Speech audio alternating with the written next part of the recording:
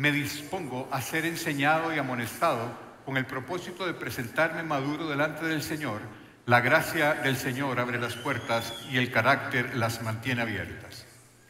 Yo no sé si a ustedes les ha pasado, pero a mí me ha pasado con relativa frecuencia que se me acercan personas y me preguntan o me dicen que conocen a alguien que está empezando a caminar en los caminos del Señor y quiere empezar a leer la Biblia, pero que no sabe qué libro leer.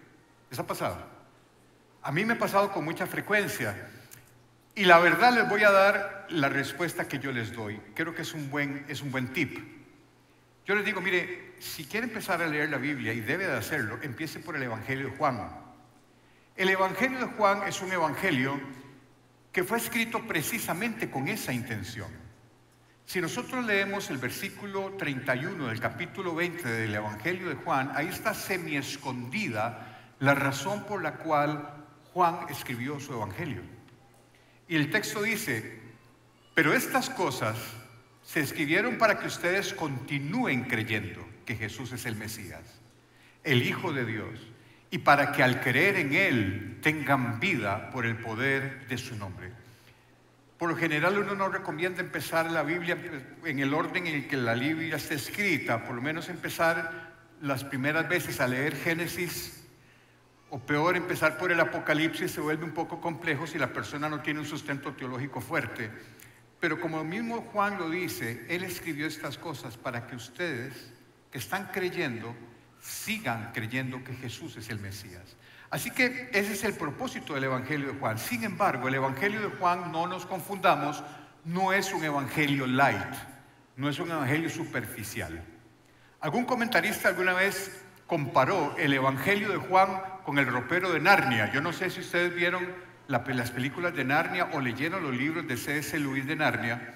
Y en el primer libro aparece un ropero que es el que da acceso a Narnia. No sé si ustedes han visto la película, si no, se las recomiendo. C.S. Lewis es un escritor cristiano maravilloso. Vean Narnia con esos ojos. Pero el ropero de Narnia es un ropero estrecho, es un ropero pequeño que si usted mete ahí nada más hay. Pero conforme usted empieza a adentrarse en el ropero, se abre un mundo maravilloso, un mundo inexplorado, un mundo profundo. Y así es el Evangelio de Juan, exactamente igual.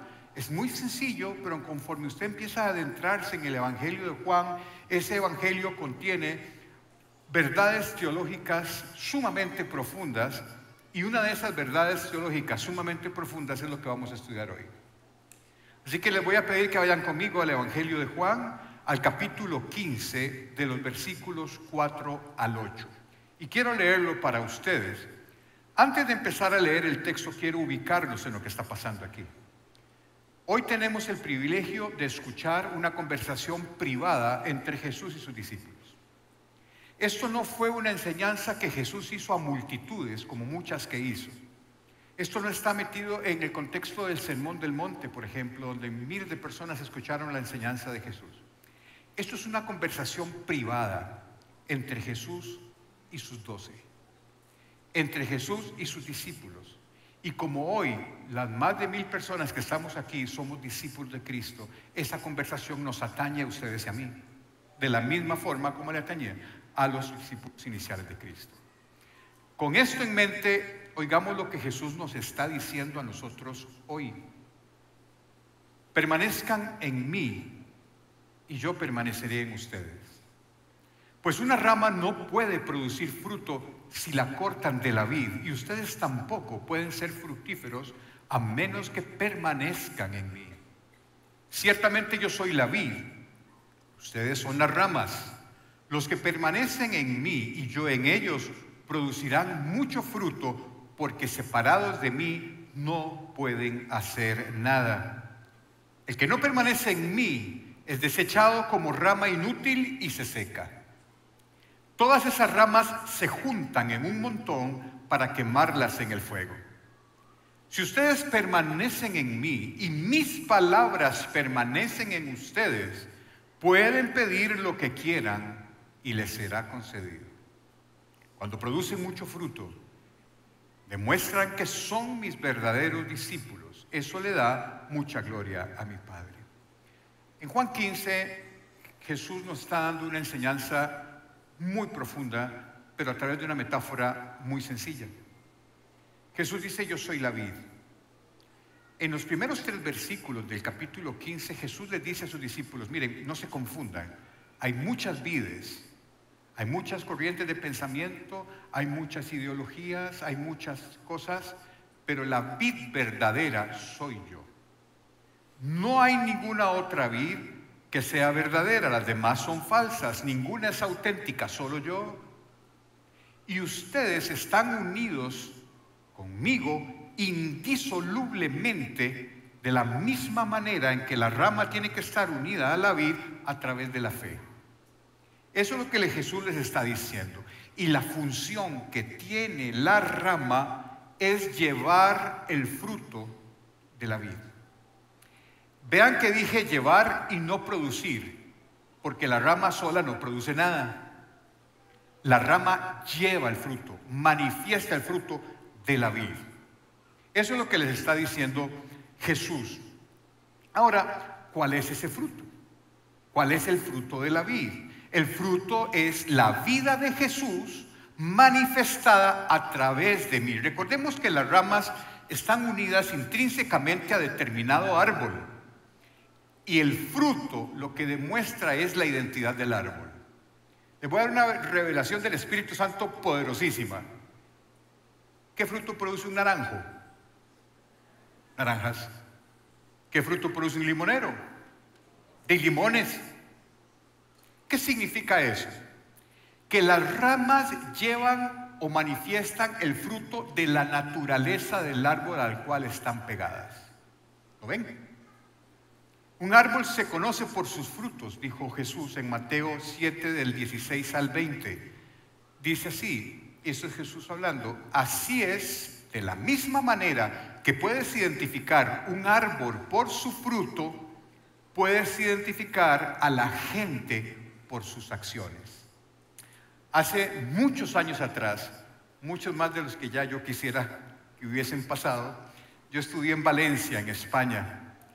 Y mi jefe tenía una finca ahí cerca del centro de Valencia y me llevó a su finca de paseo un fin de semana. Era una finca que está metida en un campo de olivares, había muchos árboles de aceitunas, pero en un rincón había un grupo de árboles bajitos así, muy frondosos, con un fruto redondo pero enorme y de color anaranjado intenso. Y yo nunca había visto ese fruto. Y le dije yo a mi jefe: oiga, jefe, ¿de qué son esos árboles? Y me dice: vaya, pruébelos. ¿Yo puedo arrancar una? Sí, sí, vaya, coja. Cogí, lo abrí, una naranja. Las naranjas valencianas son famosas, son completamente diferentes a las nuestras. Son unos naranjones así, y delicioso el aroma y delicioso el sabor. Entonces dije: es un naranjo. ¿Por qué reconocí que era un naranjo? Por el fruto. Y entonces Jesús está diciendo que así como usted puede identificar el árbol por el fruto que da, así usted puede identificar a la gente por las acciones que hace. Lamentablemente vivimos en un mundo que cada vez manifiesta frutos muy diferentes. Lamentablemente todos nos dimos cuenta de un hecho desgarrador hace como una semana en Santa Ana, y mando mi abrazo solidario a las 2 familias que hoy comparten un luto y un duelo. Pero esa es la manifestación de la naturaleza pecaminosa. Jesús dice que usted puede identificar a la gente por sus acciones. Las acciones son el fruto manifiesto de la naturaleza de esa persona. Y en Gálatas 5, Pablo nos dice que el fruto de la naturaleza pecaminosa, de la naturaleza que nos domina, se caracteriza por furia, por peleas, por arrebatos, por discordias, por divisiones, entre otro montón de cosas parecidas. Pero ¿cómo luce el fruto? El fruto de Dios. Si nosotros somos ramas pegadas a la vid verdadera, ¿cómo debería de ser ese fruto? En el mismo Gálatas 5, Pablo nos dice cómo luce ese fruto.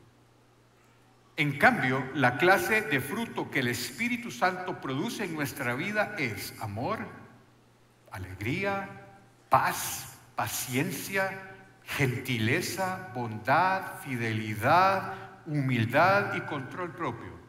No existen leyes contra estas cosas. Eso es el fruto que ya lleva una persona que está pegada y permanece a la vid. Pero además hay otras cosas. Estos frutos también incluyen cosas que le ocurren al creyente que no pueden ser explicadas de forma natural. Y eso todos los que hemos caminado con el Señor hemos visto cosas que no pueden ser explicadas desde el punto de vista natural, y eso también es el fruto de la vida de Jesús en nosotros. Yo tengo la bendición de haber visto muchísimos milagros en mi consultorio, pero muchísimos. He visto mujeres sin trompas de falopio quedar embarazadas con un embarazo intrauterino normal. Y dicen, ¿y esto? El Señor me ha permitido a mí ver milagros tras milagros, porque ese es el fruto de la acción de Dios en la vida de las personas. No solamente estas características que dice Pablo, amor, paz, paciencia, benignidad, humildad, control, dominio propio, sino además cosas que no pueden ser explicadas desde el punto de vista natural, son las cosas que le suceden a los que están permaneciendo en la vida. Ese es parte del fruto de Dios en las personas. Pero ¿de qué depende esto? Es decir, a mí me llama mucho la atención y siempre me he preguntado, ¿por qué no todos los creyentes fructifican de la misma forma? ¿Ustedes no se han preguntado eso? ¿Por qué hay creyentes que fructifican más que otros?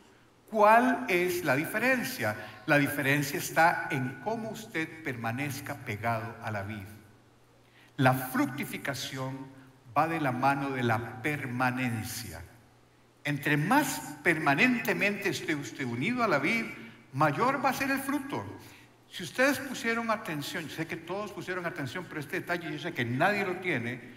Leí 8 versículos. ¿Saben cuántas veces aparece la palabra permanece ahí? 7. Es decir, palabra por versículo. ¿Qué quiere decir eso? Que en todo este pasaje que yo leí, en ningún momento Jesús está diciendo den fruto. Ese no es el mandato de Jesús. Jesús en ningún momento nos está diciendo ustedes tienen que dar fruto. No. Jesús lo que está enseñando es que tenemos que permanecer en Él para que el fruto se dé. Si usted no permanece en Jesús, el fruto no se va a dar, y el fruto le da gloria al Padre. Entonces el mandato no es den fruto. El mandato es permanezcan en mí. Ese es el mandato.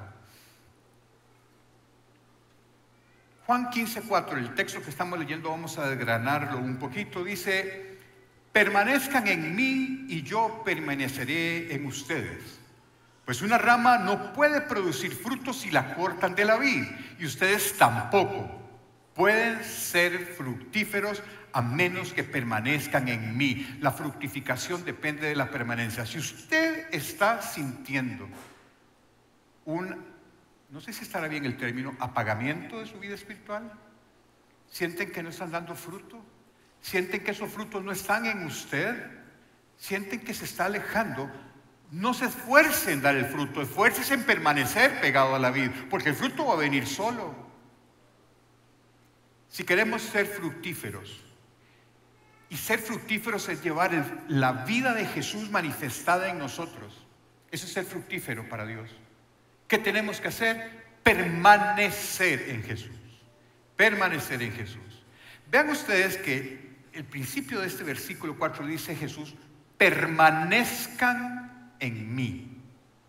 La palabra permanezcan es un verbo que está en modo imperativo.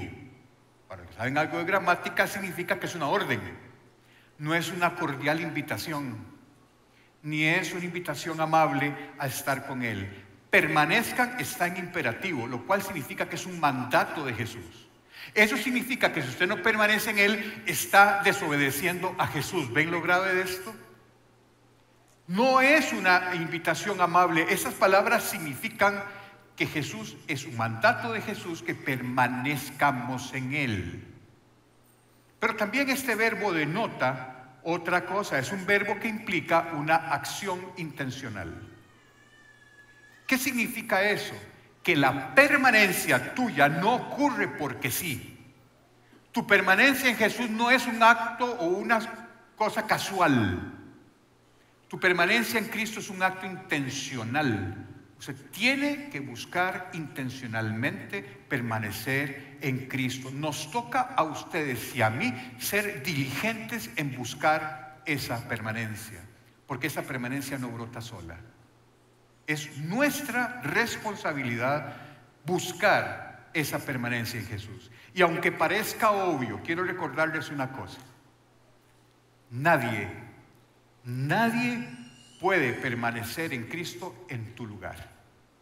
Ni tu mamá, ni tu papá, ni tu esposo, ni tu esposa, ni tus mentores, ni tus pastores, nadie puede permanecer en Cristo en lugar tuyo. Es un asunto personal.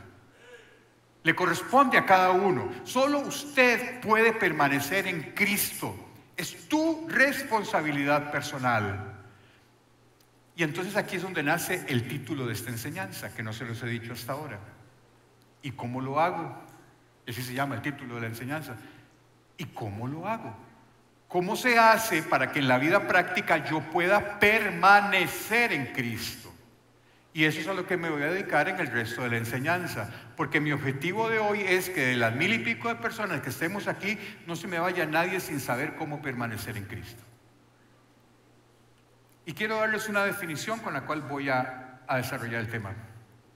Permanecer en Cristo es, los que apuntan, mantenernos en comunión con Jesús y en dependencia de Jesús en todo momento de cada día.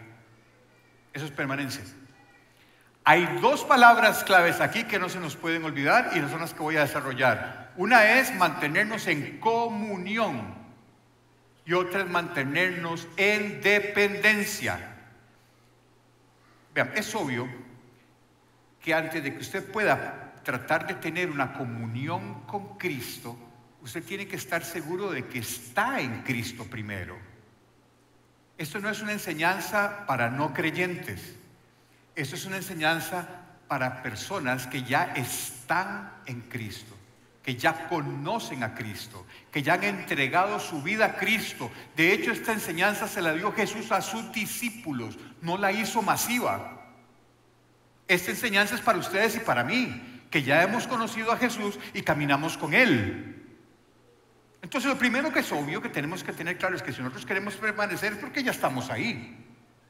Ahora, la palabra permanezcan o permanecer viene del original griego que se escribe muy raro, pero se pronuncia algo así como men. Y men significa quedarse. Quedarse en un lugar, quedarse en un estado, quedarse en una relación, significa durar, significa vivir, perdurar, perseverar, morar con alguien. Note que esta palabra se refiere que ya usted está ahí y lo que está diciendo Jesús es quédese ahí, no se mueva, permanezca. Que lo que pase alrededor no te separe de la vid, quédese ahí, eso es permanecer.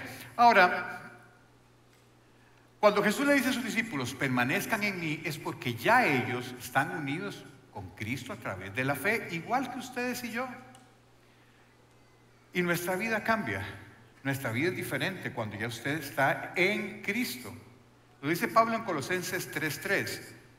Pues ustedes han muerto a esta vida y su verdadera vida está escondida con Cristo en Dios. Así que hay que hacer una diferencia importante. Una cosa es estar posicionalmente en Cristo y otra cosa muy diferente es vivir experimentalmente a Cristo. ¿Qué quiero decirles con eso? Y se los voy a poner con un ejemplo de matrimonio. Matrimonio, las dos personas se vuelven una sola carne, se unen en matrimonio, posicionalmente uno está con el otro. Pero la verdadera relación matrimonial no es eso.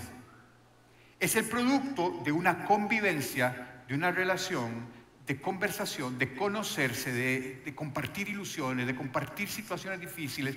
Y entonces esa posición en el matrimonio se manifiesta como una relación experimental. ¿Sí, me siguieron? Con Cristo es exactamente igual. Usted puede haber entregado su vida a Cristo, pero si usted no fomenta una relación de intimidad con Él, usted no va a experimentar la vida en Cristo, sino que se va a quedar posicionalmente en Él. ¿Me explico? ¿Qué se requiere para lograr ese paso de una situación posicional a una experiencial o experimental? Pues se requiere de una buena comunicación. Se requiere de realizar acciones diligente e intencionalmente para fortalecer esa relación. Se necesita vivir cosas que los acerquen y los comuniquen. Eso es precisamente lo que Jesús le está diciendo a sus discípulos. No se queden solo posicionalmente conmigo. Den el paso, empecemos a tener una relación y empecemos a experimentar lo que es nuestra relación. Eso es tener comunión con Jesús. Jesús lo que les está diciendo a sus discípulos es: manténganse cerca de mí. Pongan todo su interés en mí. No se desconecten de mí. Mientras ustedes están en sus ocupaciones diarias, no se olviden de que yo estoy con ustedes permanentemente. Y eso es tener comunión con Jesús. Eso es tener comunión con Jesús. Ahora, literalmente estar con Cristo es vivir con Cristo cada momento de tu vida. Es aferrarte a Él, es no alejarte de Él, es vivir una vida de intimidad cercana a Él, es acercarnos y conocerlos bien, es depositar todas nuestras esperanzas en Él, es arraigarnos en Él. Eso es comunión. Ahora les pregunto sinceramente, ¿no será cierto que muchas veces nosotros en nuestras ocupaciones diarias que ocupan nuestra mente y nuestro tiempo, nos olvidamos de que Jesús está ahí con nosotros? O en el peor de los casos, no quisiéramos que estuviera. ¿No es cierto eso? Miren, se lo voy a poner con un ejemplo que me pasó hace una semana, exactamente hace una semana, y me cayó al pelo para el ejemplo de hoy. Hace una semana yo estaba en México en un congreso médico. De Costa Rica fuimos nada más 3 médicos, pero había muchos médicos de otros países de América Latina. Y en una de las cenas del Congreso me sentaron en una mesa con un grupo de brasileños y solo yo. Todos hablaban portugués y la cosa y muertos de risa, y yo sentado viendo para el techo porque no sé portugués. Y yo me sentí como en un limbo social. Algo así como en un Twilight Zone. Yo no sabía dónde estaba, pues nadie me da pelota. Todos hablaban en portugués y vacilaban y todo, y yo sentadillo ahí, me trajeron la comida, me la comí lo más rápido que pude para jalar. Me la comí, balbuceé un par de obrigado y jalé. Y yo me puse a pensar, ¿no será que Jesús se siente igual cuando usted está muy metido en sus cosas y se olvida que Él está con usted? Yo en ese momento me sentí como Jesús. Nadie me da pelota y yo estaba ahí. ¿No será que nos pasa lo mismo? Que por estar tan metidos en nuestras cosas, nos olvidamos que Jesús prometió estar con nosotros hasta el fin de los tiempos. Porque esa promesa de Jesús carece de valor si usted no está totalmente consciente de que Jesús está ahí. De que Jesús está ahí, está con usted en las buenas, está con usted en las malas, está con usted en las gordas y en las flacas. Así que estar y permanecer en Cristo es estar apercibidos de su presencia en nuestra vida de una manera intencional y una manera de comunión estrecha y cercana con Él. Jesús es una persona real. Vean, permanecer en Cristo no es un asunto místico, no es retirarse a una montaña en el Himalaya y entregarse a la meditación 24 horas al día. Eso está buenísimo si lo pudiéramos hacer, lindísimo si lo pudiéramos hacer, y es totalmente válido y bueno, pero en la vida diaria, en el día a día, permanecer en Cristo significa que Cristo es una persona real que está con usted, que prometió acompañarlo, y por favor no lo saque de la escena de su vida. Eso es tener comunión con Jesús. Si ustedes me vieran a mí manejando en el carro, dice, este chaval se volvió loco, porque o voy pegando gritos, porque voy desgalillado, alabando, y como voy solo no me importa que suene feo, o voy hablando con Jesús, pero en voz alta. Y dice, se volvió loco. Bueno, hoy en día, gracias a Dios, existen los celulares y los hands-free y todas esas cosas que uno puede hablar solo en el carro y ya no lo ven con cara de loco. Pero cuando yo era jovencillo no existían esas cosas y el que andaba hablando solo en el carro estaba loco. Bueno, así es como hay que estar con Jesús. La comunión con Jesús es porque Jesús es una persona real, que está viva y que prometió estar con usted. ¿Por qué lo sacamos de la escena? ¿Por qué le hacemos lo que los brasileños hicieron a mí? El creyente que permanece en Cristo está consciente de la necesidad que tiene de Cristo. Y ese es el segundo punto de la definición. La primera es la comunión y la segunda es la dependencia. ¿Qué es depender de Cristo? Depender de Cristo es aquella persona que vive con la conciencia de lo mucho que necesita a Cristo en cualquier circunstancia. En cualquier circunstancia. El creyente que permanece en Cristo está consciente de su continua necesidad de los recursos que solo Cristo te puede dar. En las buenas, en las no tan buenas y en las re malas. Solamente la persona que depende de Cristo está consciente de que cuando está atribulado, el único lugar donde puede encontrar el consuelo correcto es a los pies de la cruz. Que la persona cuando se siente desfallecer y se siente sin fuerzas, la única persona que lo puede hacer volar como las águilas y tener las fuerzas del búfalo es Cristo. Que cuando se siente asediado por la tentación, la única forma de poder salir de ahí es a través de Cristo. Eso es depender de Él, es depender de los recursos que tenemos nosotros a través de Cristo. Y eso lo entendió Pablo muy bien. Pablo definió la vida cristiana de una manera maravillosa en un solo versículo. ¿Qué carga? O sea, definir qué es la vida cristiana en un solo versículo, ahí solo Pablo. Filipenses 1:21. Pues para mí, vivir significa vivir para Cristo y morir es aún mejor. Pablo define que el centro de la vida del cristiano gira en torno a la vida de Cristo. Es la definición de la vida cristiana. Todo depende de Cristo. En tu vida, todo depende de Cristo. Sigamos con el texto que habíamos empezado. Juan 15:5. Dice Jesús: ciertamente yo soy la vid y ustedes son las ramas. Los que permanecen en mí y yo en ellos producirán mucho fruto, porque separados de mí no pueden hacer nada. Si usted quiere tener una vida fructífera, usted tiene que estar pegado a Cristo, en comunión con Él y en dependencia con Él. Ahora sí, ¿cómo hacemos nosotros eso?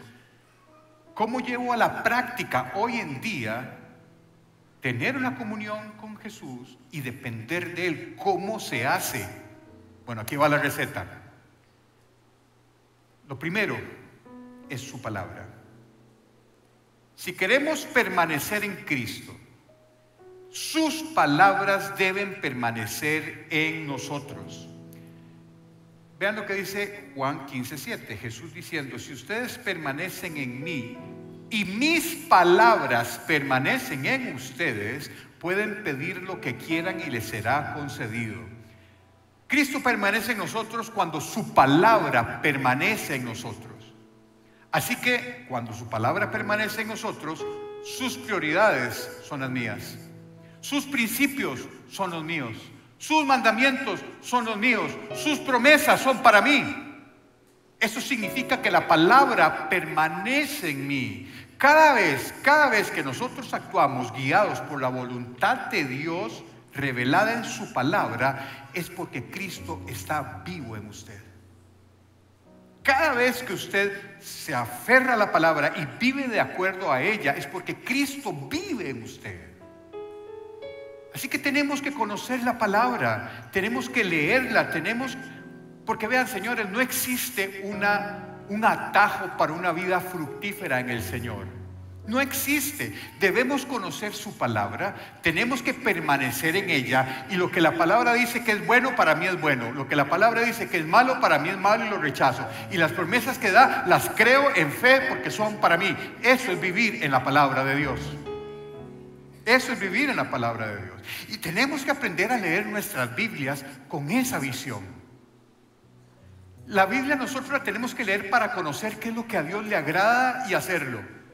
Tenemos que aprender a vivir de acuerdo a lo que la palabra dice, que es malo, no lo hago.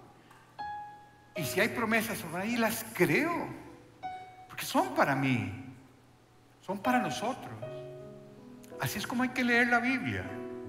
Hay un pastor que le leí un comentario hace un poco de tiempo atrás de una iglesia bautista de Summit Church en Carolina del Norte, que lo escribí aquí porque me parece increíblemente lindo.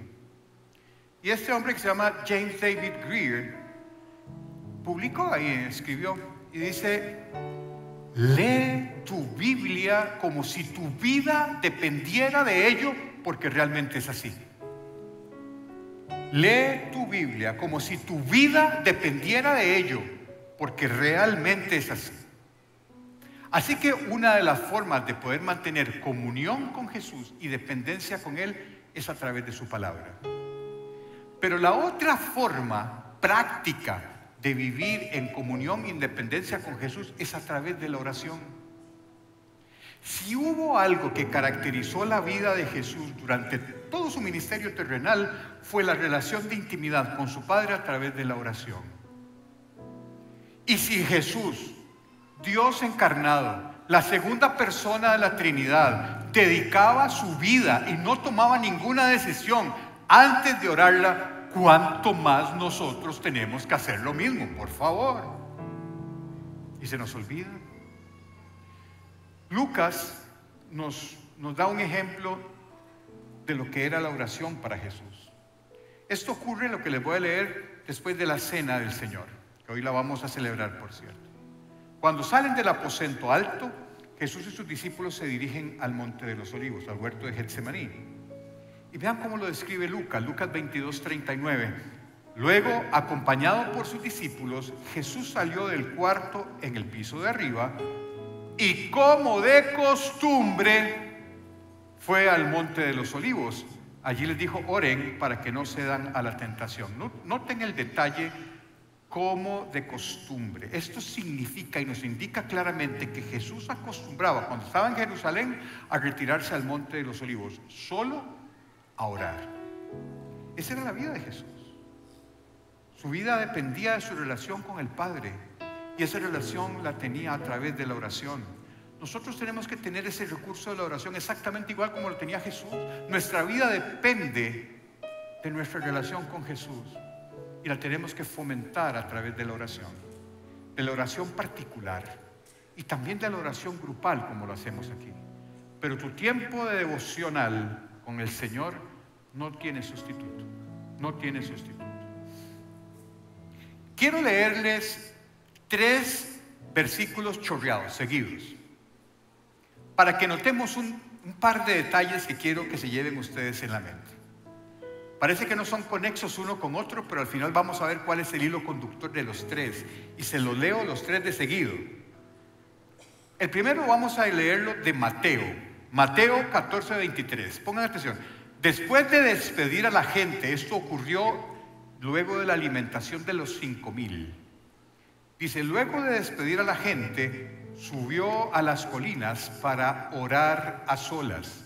Mientras estaba allí solo, cayó la noche. Segundo, esto lo vemos en Marcos 1:35. A la mañana siguiente, antes del amanecer, Jesús se levantó y fue a un lugar aislado para orar. No había salido el sol todavía. Tercer versículo, Lucas 6:12. Cierto día, poco tiempo después, Jesús subió a un monte a orar y oró a Dios toda la noche. ¿Se dieron cuenta de lo que acabo de hacer? Es si le he dicho el versículo. ¿Qué es lo que quise dar a entender con esto? Que 3 evangelistas diferentes señalan la vida de oración y la importancia de la oración en la vida de Jesús. Pero además, cada uno de ellos sitúa a Jesús orando en diferentes momentos del día. ¿Se dieron cuenta? Mateo pone a Jesús orando en la tarde hasta que cae la noche. Marcos dice que Jesús se levanta de madrugada y antes de que salga el sol ya está orando. Y Lucas dice que oró toda la noche en otro momento. ¿Qué significa esto? Que la vida de oración de Jesús era medular para su relación con el Padre. Nuestra vida de oración tiene que ser medular para permanecer en Cristo, para tener comunión con Él, para tener dependencia con Él. Solo se logra a través de tiempos de oración. Y es que para orar no se necesita más que querer conversar con Él. Orar es hablar con Él. Él ya conoce tu vida, se la sabe mejor que usted mismo. Lo importante de orar con Él es que usted note la necesidad que tiene de Él y la dependencia que usted tiene de Él. Y eso el Señor lo bendice. Por eso la oración es tan importante.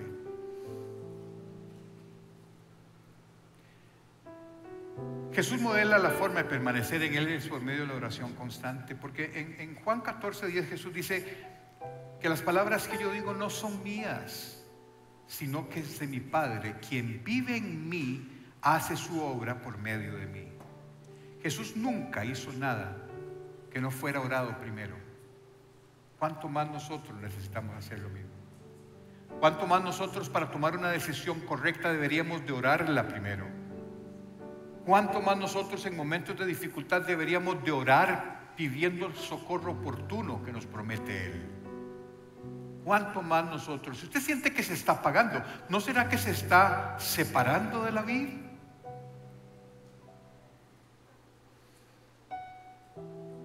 Y Pablo le dice a los de la iglesia de Tesalónica un consejo, que es el mismo consejo que yo quiero darles a ustedes hoy. Nunca dejen de orar. Versículo 17 del capítulo 5 de Primera Tesalonicenses. Cortitico, para que no se les olvide nunca. Nunca. Y nunca es nunca en hebreo, en griego y en latín. Nunca dejen de orar. Es la forma de que ustedes permanezcan pegados a la vid y puedan dar el fruto, que es la vida de Jesús manifestada en ustedes. ¿Cuál es el resumen y qué es lo que quiero que ustedes se lleven a casa de aquí? 3 cosas. Que debemos permanecer en Jesús para tener una vida fructífera cristiana. Que esa permanencia puede ser definida como comunión con Jesús y dependencia con Él. Y que las herramientas que tenemos para lograr eso es su palabra y la oración. Sencillo. Ese es el resumen de la enseñanza de hoy. Nunca dejen de orar. Cierre sus ojos un momento, por favor. Pregúntale al Espíritu Santo por qué te ha traído hoy. Tenemos la misma actitud de David cuando en el Salmo 5 dice: Señor, escucha mi voz por la mañana. Cada mañana llevo a ti mis peticiones y quedo a la espera. O tal vez como Isaías: te busco por la noche, en la mañana te busco de todo corazón. ¿Buscamos al Señor así? Pregúntale al Espíritu Santo: ¿dónde está tu relación con Él? Si necesitas fortalecer tu permanencia en Jesús, lea más su palabra, conózcalo más y ore y pase tiempo con Él. Y verá que esa permanencia hará que usted lleve el fruto correcto en su vida, que se manifestará por amor, paz, paciencia, benignidad, control propio, humildad. Todas estas cosas y cosas sobrenaturales vendrán en tu vida en la medida en que usted esté permanentemente pegado a la vida. Si usted siente que le están haciendo falta fuerzas, ¿será que te separaste de la vida? Si siente desesperanza, siente que ya la ilusión no la tiene, que su vida espiritual se está apagando o se apagó, ¿será que te separaste de la vid? Porque la rama separada de la vid, y Jesús, no sirve para nada más que para quemarla. Hoy el Señor te está llamando a que te pegues a la vid de nuevo, que la savia de la vid inunde tu vida y que seas capaz de llevar el fruto que Él tiene para usted. Gracias, Padre. Gracias por tu palabra. Gracias porque estás pendiente de nosotros. Gracias porque a pesar de haberme separado un poquito de la vida, hoy me estás recibiendo de nuevo y me estás diciendo: ven, pégate a mí y llevarás el fruto que es el reflejo de la vida de Jesús en ustedes. Gracias, Señor, por esta enseñanza. Y hoy quiero de verdad permanecer en Cristo, por lo que voy a aumentar mi tiempo devocional, de oración y de estudio de la palabra, porque quiero ser una rama útil que lleve el fruto que tú tienes para mí. Gracias, Padre, en el nombre de Jesús. Le voy a pedir, por favor, levantemos las manos para darle la bendición final, porque eso es un regalo del cielo. Que el Señor te bendiga y te guarde de todo mal. Que el Señor responda a tu clamor en tiempos de dificultad. Que el Señor te mire con agrado y extienda sobre ti su amor. Que el Señor te muestre su favor y te dé de su paz, que sobrepasa todo entendimiento. Que el Señor te conceda los deseos de tu corazón y haga que todos tus planes tengan éxito. Que la gracia del Señor Jesucristo, el amor de Dios y la comunión del Espíritu Santo sea sobre tu familia y sobre tu vida, ahora y para siempre. En el nombre de Cristo Jesús. Y la como dice: amén. Muy buenos días, que el Señor los bendiga. Muchas gracias.